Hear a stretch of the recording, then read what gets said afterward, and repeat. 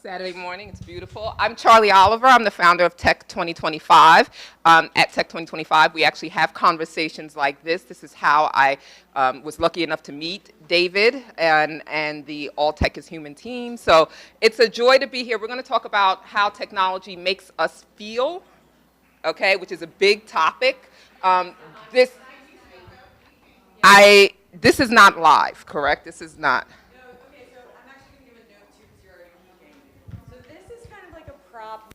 So posterity can hear this talk, because more than just these beautiful humans in the room should get to maybe witness some of this, right?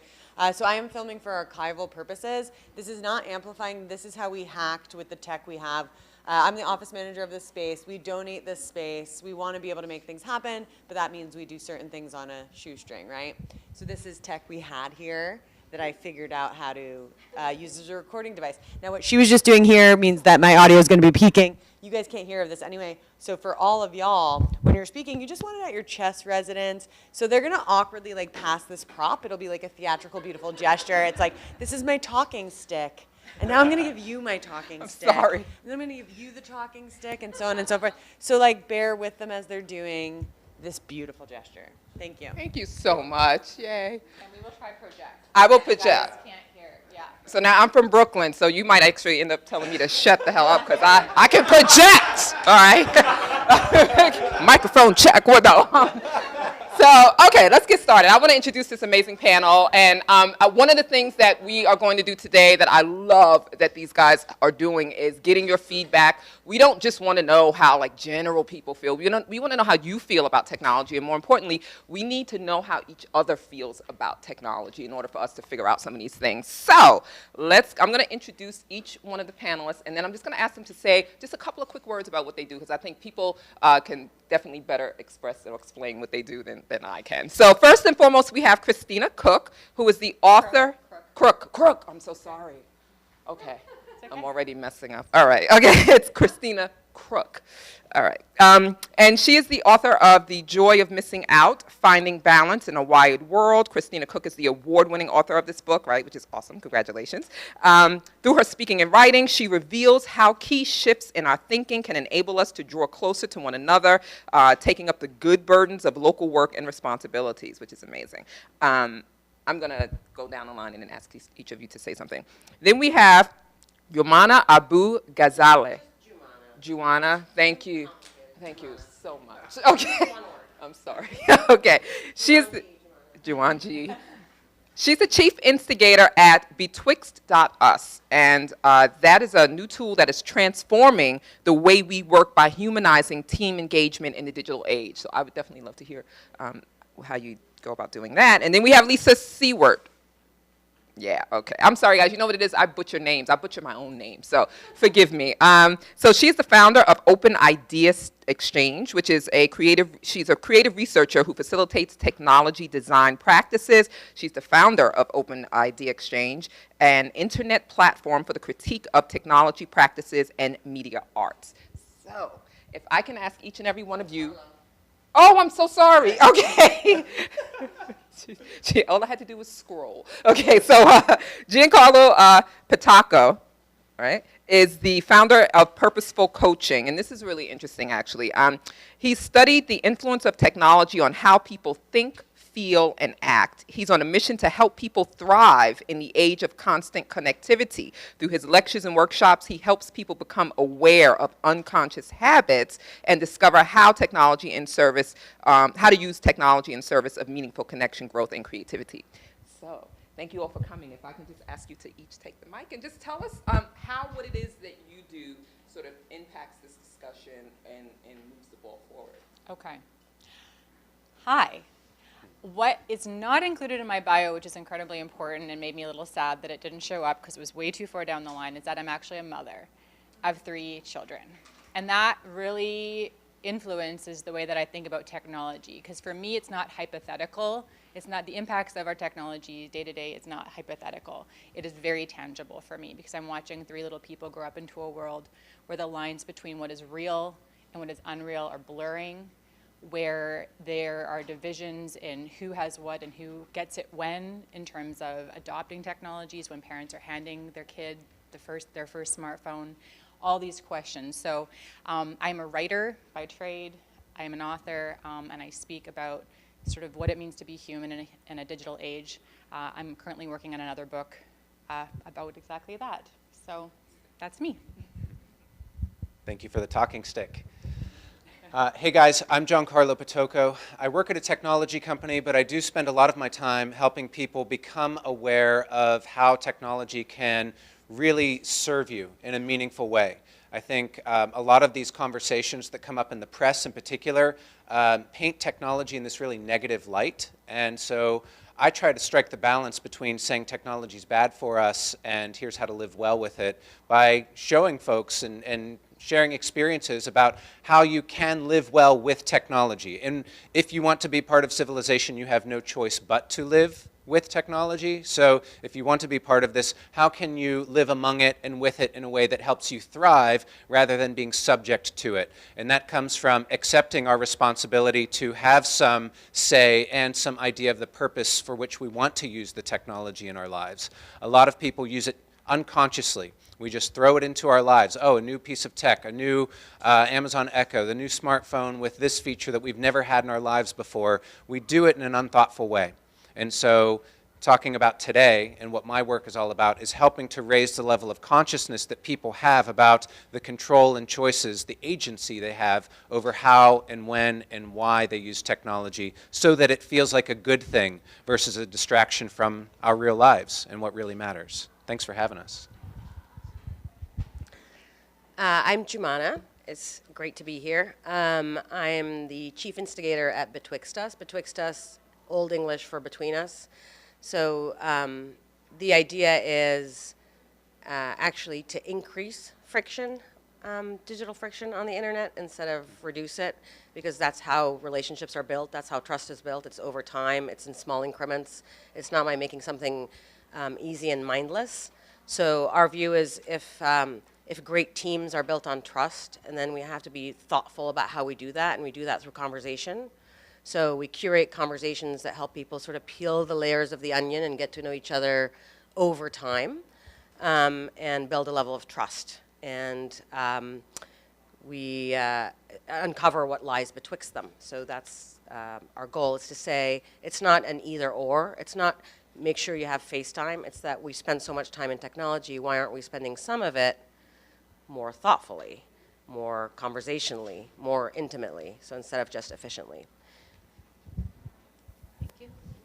Hi, my name is Lisa Siewert, and I'm the founder of Open Idea Exchange. My academic background is in philosophy of science, applied ethics in medicine and technology, and critical theory.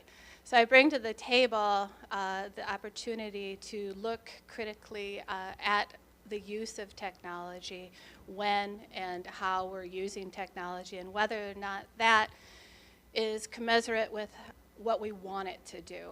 So when I look at the initial programming, the line-by-line command, the agency that's involved, the informed consent that's involved, and whether or not that really technology is mediating the experience and how we want it to. Do we have a proxy as technology for our human experience? Because all tech isn't actually human. It's constructed, and do we want it to look that way?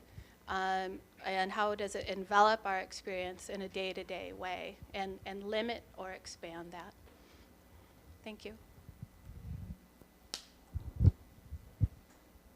Thank you. Wow, incredibly impressive panel. Thank you, guys. So one of the things that we were told today, which I love, is that this is going to be interactive. I'm going to ask them one question, they'll answer it, and then we're going to ask you a question, and you guys sort of get together and talk for just a few minutes, and then give them your feedback. We want to know what you're thinking about this. And we do this as well, you know, in the events that I hold at Tech 2025, and one of the things that I've learned more than anything is that we don't really realize how we feel about these things until we're asked pointedly and sometimes even challenged.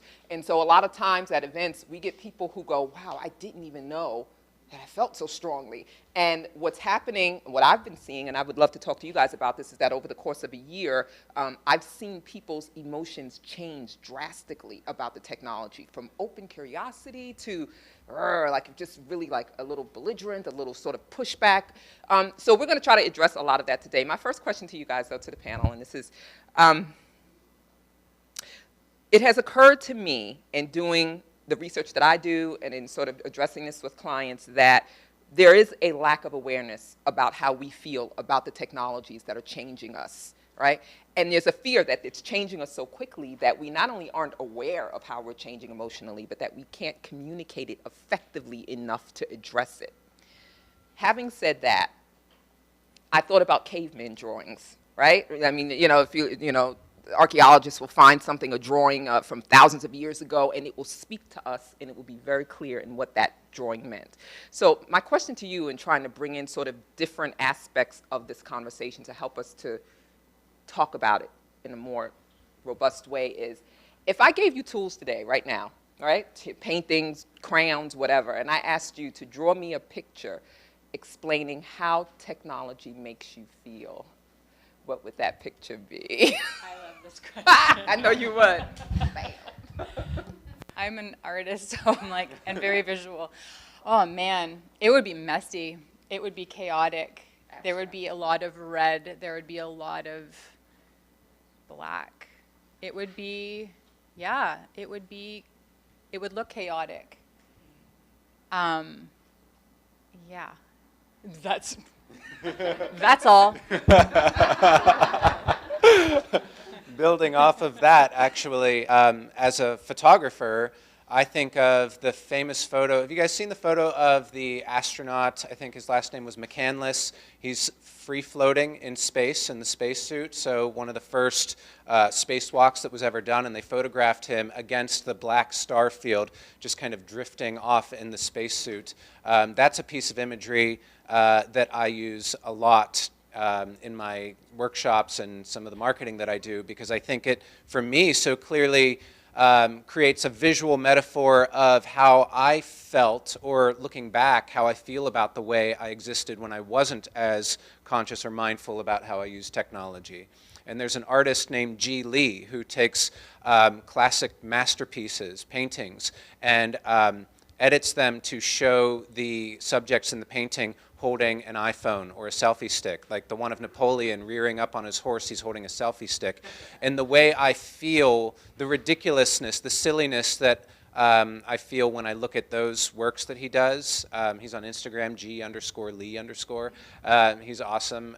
The way that makes me feel is just a little bit of ridiculousness when you see the sacred and the profane kind of juxtaposed. That's what I see when I see gatherings of humans at bars or restaurants with their faces in phones or that sort of thing. The sacred in person and the profane use of technology, sometimes polluting that. I am not an artist. I don't have an artistic bone in my body, but it makes me, how does it make me feel? It makes me feel like it's half-baked, and not in the good way, not in the like cookie dough way, like chicken. Like, you know, it looks good and it smells good, but then you eat it and then you're going to spend the night in the toilet kind of chicken. Yeah, it's more like a black and white horror movie, but yeah, just you know, just kind of reckless, thoughtless. Like, you know, you can't wait to get it out there, and I can't wait to eat it, but we both know I'm going to get sick and I'm going to sue you. Well, playing off your idea, like how is technology, how would it look, were we to say how it feels, and I think the red and black kind of represents our frustration with it. And right now I'm primarily working in like virtual and augmented reality, and you don't have the opportunity to do what you want to do. You have a limited number of opportunities with the lock screen and the representation of who you are. And I think that frustrates us to be able to communicate as fully as we would like to, and to look that way in a really controlled environment.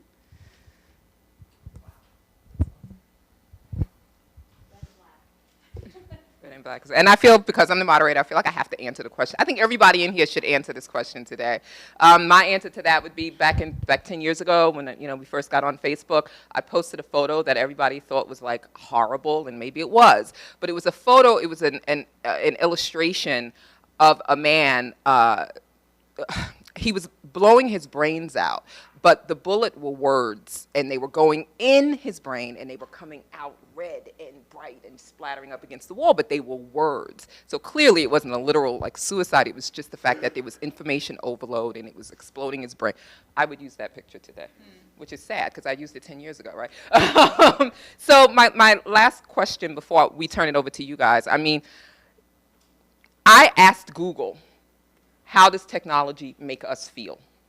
Because I thought, why not? That's the start of everybody's research, right? What do you think Google said? What do you think was the predominant response on that first page from Google when I said, how does technology make us feel?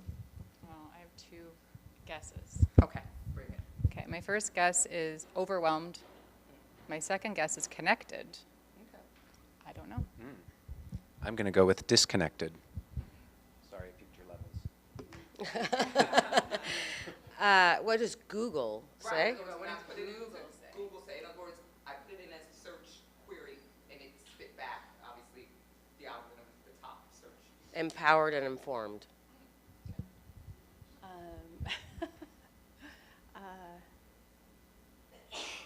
Aware. Okay. Y'all want the answer? Yep. I can hold on to it for a little while longer. Okay. Overwhelmingly, on that first page, the word that comes back is lonely.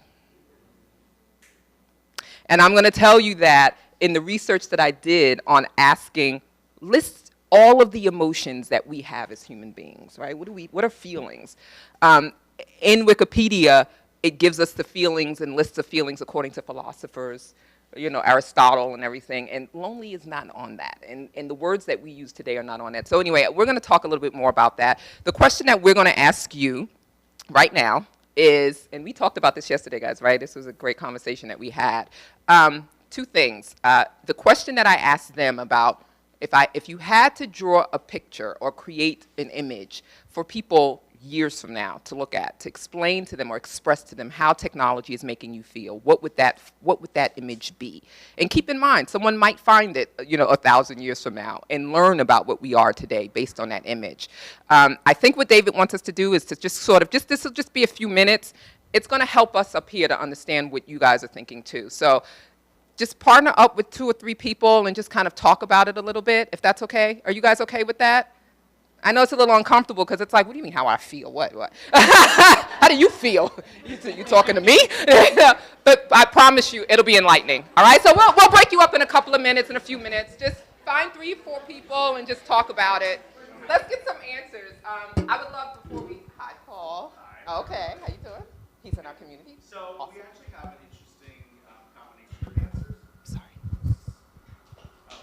Okay. So we actually have an interesting combination of answers. Steve's in technology, and he can talk about how he feels. I'm sort of newer to technology, coming from a more traditional background in marketing communications, and I was saying that technology right now is really exciting to me. That's the driving feeling that I do have concerns about privacy, but Steve can talk about how he feels. It's pretty overwhelming. Is this on? It doesn't amplify you. Gotcha. It's pretty overwhelming, but also exciting. Otherwise, I would move to the woods. So you guys, did you come up with a photo or a picture of anything? No? No, we didn't really come up with Okay, this is interesting, by the way. It's okay if you didn't. It all helps us to understand who we are. Did anybody come up with an image that they'd like to share? Okay, I'm going to pass it back to you, and then to you, and then to you. Okay, just really quickly. They all come back. Alfred and I talked about it a lot, and in a couple of ways we definitely agree of how technology makes us feel in a fascination way. The first time I ever opened up Google Earth, I thought that somebody tapped into my brain, because that's how I think in space or aerial or where I'm from across the world. So sometimes it feels incredibly powerful, and that the brain is wired in that kind of a highway type of messy highway, uncooked highway, but always very fascinating. And Alfred and I were talking about how if the media comes at you that is somehow biased or somehow it either is you're trying to open up something that is confirming your best side or your worst side. And I think that news media comes at us that way because they want to hit the most people that are going to comment. And so it feeds on itself. That's why sometimes we open up videos of kittens playing or dogs playing so that we get a happy feel and a little bit good, a good feel. Maybe Alfred could talk if you wanted to. I'll pass. Do you have your hand? Yeah. And then we're going to go back to the panel, and then later we'll get you guys get some more feedback. Yeah, I think what we came up with was superior and then connected, but at a cost. I mean, the internet and tech in general is great because you can find out anything you want in the world at an easier pace. But at the flip side of that, I can't tell you how many social situations I've been in where all someone has to do is flip out their phone and they just take themselves out. And so they're connected to a broader world, which is great, but they completely remove themselves from what's immediately around them. And so they can no longer hear what's going on. They can't smell what's going on. They're totally removed. And so I think it's kind of like a drug where, yeah, it's great in some aspects if it's taken according to a doctor's prescription, but if you abuse it, it can have horrible consequences. Great point. Thank you guys so much. I hope you enjoyed that. We're going to get more feedback from you later on. I'm going to take it back to the panel now. So you guys just heard some of what they said, and a lot of what they said actually underscores or is in line with what you were saying. So my question is, and I'm going to throw this at you first, Lisa. What should who is ultimately responsible for helping us to understand how technology is changing us and how we can sort of be the captains of our ship in understanding how to guide that without it hurting us, without it harming us? A lot of the concerns we heard are just about that, being too disconnected. And who's responsible for that? What's the responsibility of the tech companies? Let's start with that. Well, when I first came across this, when I first came across this question, it was how does technology make you feel? My first response was, who's asking this question? And I think that's something that we're often so willing to give up our data that we've produced, our data that embodies our experiences, for then it to be part of a marketing larger area. And that's a little bit about data protection and compliance, but there's also the idea of how could technology match our social needs better. And there's a famous article which is titled "The Technological Construction of Social Power." And so right now, there's technology which is run as a commodification of interests of business, but there's also technology that can run in the interests of what social needs are out there. And I think a little bit more of an emphasis of feeling that we have some empowerment in using technology just in the information, which has a hierarchy, but how we can be part of that movement of how technology is used. How can we be part of it? Yeah, right. That's the question. That's my next question. How can we be part of that movement? I just think a lot of people have that. The basic question that we have is the big tech companies are huge. They are developing these technologies. I don't think they really care how we feel about how the technology makes us feel beyond, oh, it feels good. That's kind of the overwhelming. So how do we as consumers become or feel more empowered to do something about it? And is there an incentive there for us to do that? I mean. Is that to you?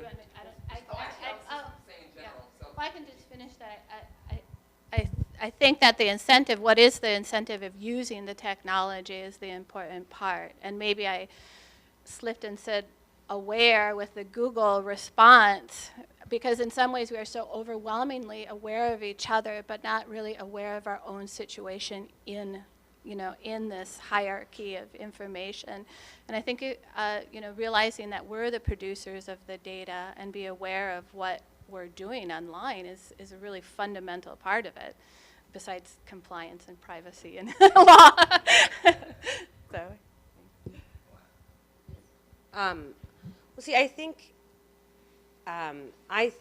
there comes a time when industry needs to grow up, and medicine did it, engineering did it. Any occupation that actually impacts the lives, the well-being of large groups of people ultimately has to do it, and that is to become a profession. There's a reason why medicine is a profession. There's a reason why engineering is a profession. It's not just to protect you and me or anybody who comes into contact with a surgeon's scalpel or the bridge we trust some engineer to build strongly, but also to protect the engineers and the surgeons themselves from the constant, relentless market demands of more, faster, cheaper, always more, for fuck's sake, more. And I think it's interesting listening to everybody talk today, because that has to come by bringing together all kinds of people, so the eng and the non-eng, the SWE and the support, the academia and the corporations. And people have done it before. It's not like it hasn't been done. What we need to do is that as industry as a whole, we love to use this word when it comes to certain companies, but the industry as a whole needs to pivot from rogue, from underdog to pro. It's time for technology to become a profession. And one of the things we're working on is bringing together a group of people to make that happen, to professionalize technology. And our aim is threefold. One, to unify the industry under a shared vision, shared purpose. Two is to codify its standards so we can all look each other in the eye and agree where we stand on things. And third, it's to certify its practitioners. And if there's anything any of you can do to help or think you can help, please get in touch. I think it's a connected effort. Everyone who technology touches is responsible in some way for doing something about this. So if we don't know what we want for ourselves, if we don't know why we're using this stuff, then we're never going to be able to use it in a healthy way. So it's the responsibility of the technology companies to be more mindful and careful in putting some guardrails with the interests of the users in mind. But it's also up to us to know how to use it properly. Do we rely on the electric company to teach us about getting electrocuted or sticking your hand on a toaster that's turned on? Like, no, I don't count. Like, that's on me, okay? And my parents taught me that. And so we haven't yet built that into our culture. And back in the 60s, Martin Luther King Jr. had this great sermon where he talks about how technology has outpaced our culture and our values. And these days, we are more out of touch with our own personal values and ethics more than ever. And it's part of our culture, at least here in the US, which is what I can speak to. And so without that foundation, how are we going to have reflexes around evaluating what should we build? What should I use as an individual? How should we build a company with ethics and values built into it? If we as individuals don't know how to live, practice, understand, articulate values at that individual level, how do we build a culture that is able to adapt to the accelerating pace of technology? We talk about smartphones and the internet and AI right now, but like 10 years from now, it will have grown much faster than it has in the past 10 years. So we have to prepare ourselves as individuals and as a culture against what's coming still that we don't even know. Can I answer? I have a thing. Yes, okay, of course, okay. please do. So, oh yes, well, okay. So I was having coffee recently with Cherry Rose Tan. She's a 3-time founder in Canada, and she's got one of the biggest crypto companies in Canada right now. Her brother died of burnout last year, like just died of burnout. She has personally, she has an incredible burnout story of basically crashing and having all of her organs shut down at the age of 24. And we were having this conversation about the founder story, the people that are starting technologies, the Mark Zuckerbergs, pre-Mark Zuckerberg, the aliveness that they feel at the start, the passion that they have for what they're creating. And she was describing it this way. She was saying, we start with aliveness and we learn fear. We learn competition. We learn grind. We learn hustle. But it starts with this seed of aliveness. And so what she's doing now is actually working one-on-one, doing work that totally does not scale, working one-on-one with founders in terms of making digital wellness pledges at the very start of their companies, working and coaching them in terms of just emotional health and wellness and understanding of them as a person so that they can lead teams that are human-centered. This is like really messy stuff.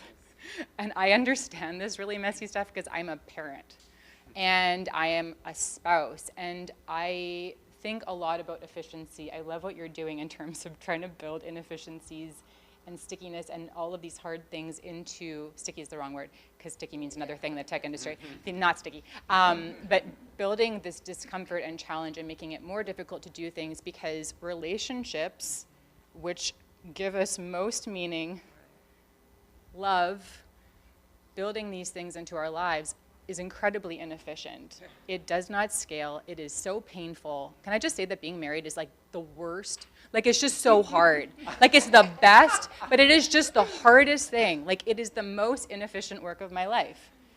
I'm single, sorry. It is the most, like, to be married, to be a parent is the most inefficient thing I will ever do, and it is the most important thing I will ever do. But is it satisfying? It is completely satisfying, absolutely. But is it because you go through that pain that it's satisfying? Right, exactly. And so when we're building technology for ease, when we're constantly building for efficiency, that is not the human experience. The human experience is an incredibly inefficient, uncomfortable experience. Okay. And so I guess that just opens a whole bunch of can of worms, but this is what I'm thinking. No, I love that. That takes us where we need to go. Okay, thank you very much. So piggybacking on what you just said, which is part of the conversation that we had yesterday on the phone, it seems to me like if we were so centered to begin with, we wouldn't be so disconnected now. So to blame it on the technology is probably a cop-out of sorts, right? There are other societies that have had transitions through technologies that have been okay, right? So my question to you about that, because I happen to appreciate a certain level of pain and friction in life. I don't like it, but we all understand that we need it. Are we, two things. We've become a society, and especially you being a mom and you seeing kids and how they act, where we avoid pain. We feel like, we ghost each other. We text our breakups. We don't want to feel anything. How can we get to the point, and how would you do this, where we look at the challenge that we have now, these negative feelings, and turn it into something that propels us forward? How do we convince people to embrace the pain and the friction instead of run from it? Because I think we're using technology to run from it. Okay. I like to say, he has an answer back there. Oh, the microphone doesn't actually project, but I will speak louder. It's just for recording purposes. So I like to say that facts inform us and relationships form us. And there's not a good answer to this question. Like, pain is hard. It is the thing we want to run from. It's painful for a reason, but there's something in the pain that we need to confront. And so I don't know if anyone's heard of the term, the wisdom of disturbance. when there's a disturbing thing, that there's something you have, I mean, this comes back to the ethical question. When there's something in your gut that's disturbing you, it's disturbing you for a reason. It's trying to push you to a point of change. Pretty much everyone in this room, I'm sure, is aware of Tristan Harris, with Time Well Spent. He had that disturbance when he was at Google. There was something disturbing him, and he needed to do something about it. And so I think when we run from pain,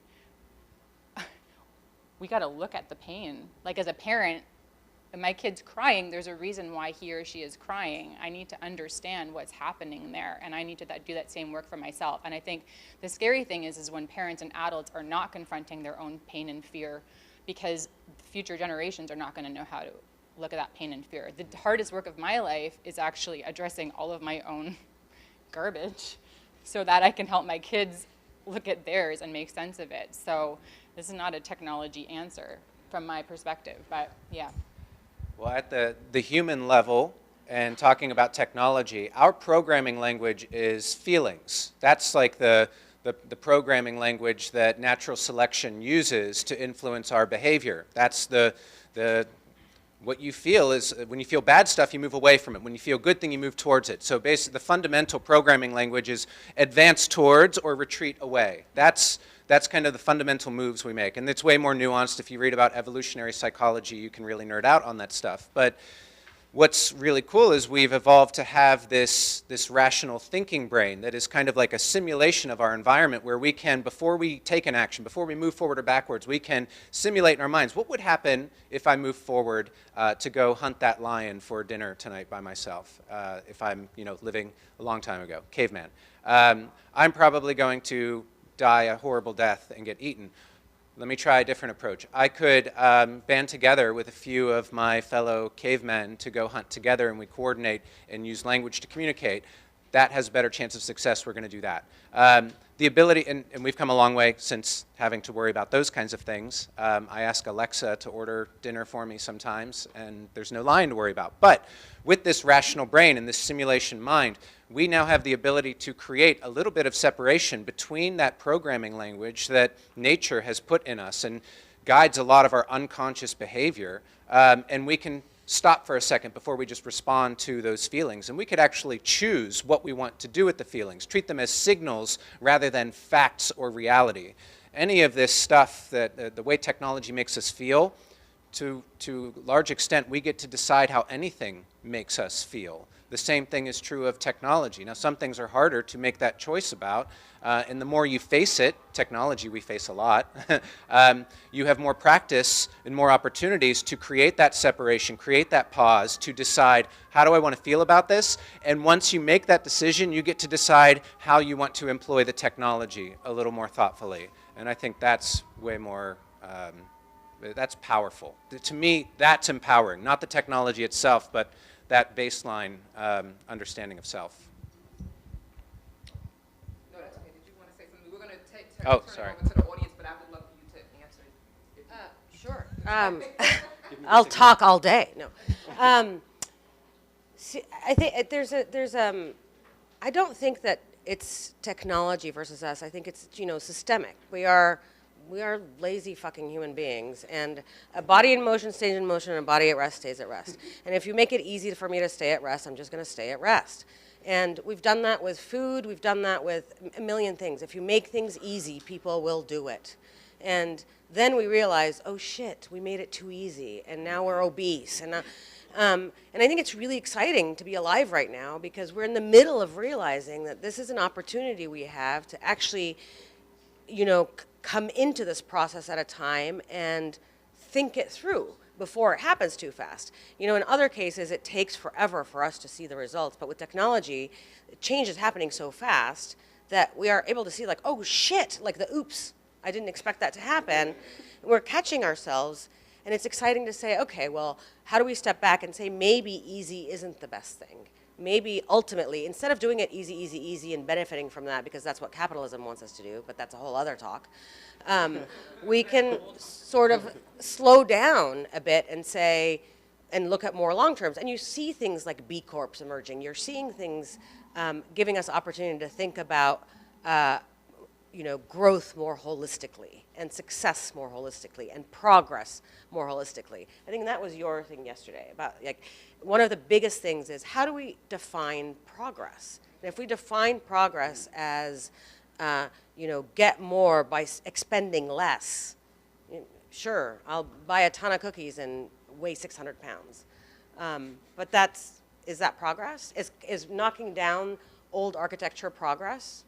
Maybe sometimes it is, maybe sometimes it isn't. But we have to ask ourselves the question, what is progress? And it depends on our values, right? What do we value? That Right. helps answer the question. Right. Totally.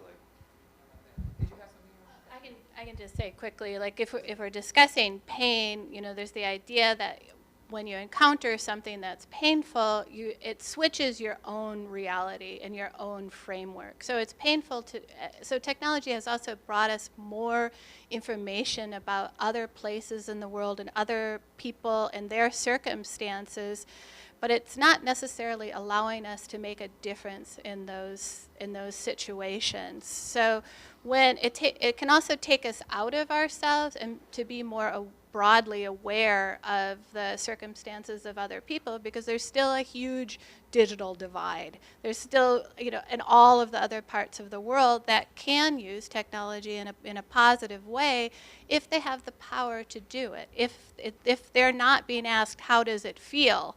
If they're having a voice to be able to say, this is what we need, this is how it feels to us. And that's an important sort of different construction of that. Thanks.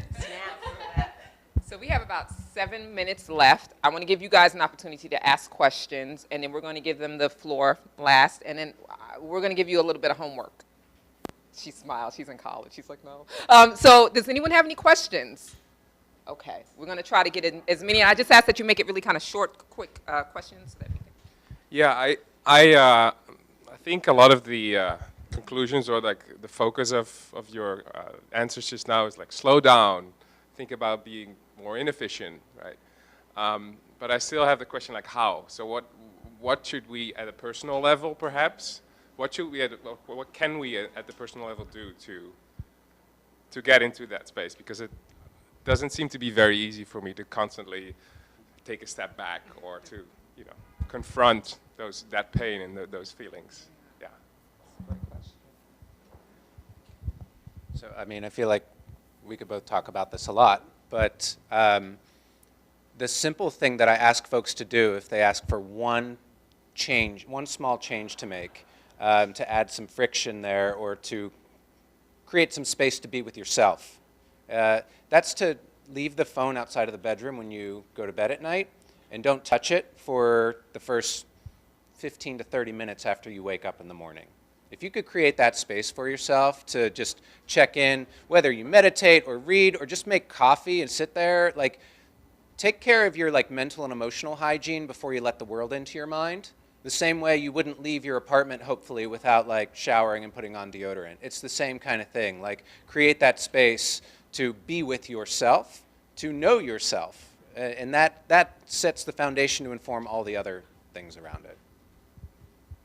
Anyone else? Or should we keep going? Well, just seeing that you're from AI now gives me the opportunity to say that I think we're looking to technology to be our rational other self. How we look up our information, we look up our facts, we rely on this information, assuming that we're making rational decisions. But rationality itself is just this construct that, of course, was once not even attributed to women, right? And now we're somehow attributing that to technology and realizing where the purposes of technology and how that can be used better. It's just a component in our decision-making process, and it's not always fact-driven for how we should operate.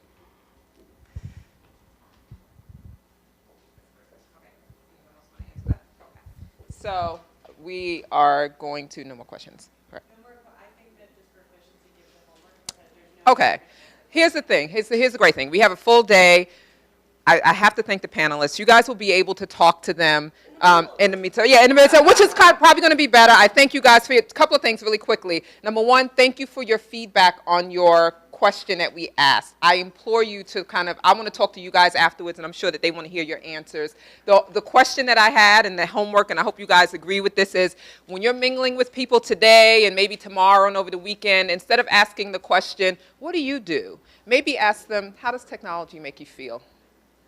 All right? And maybe you might be surprised by what they say. So anyway, it's just a thought. We have to thank our panelists up here who are awesome. And guys, just by all means, feel free to talk to them after the panel as well. Okay, thank you guys so much. Thank you.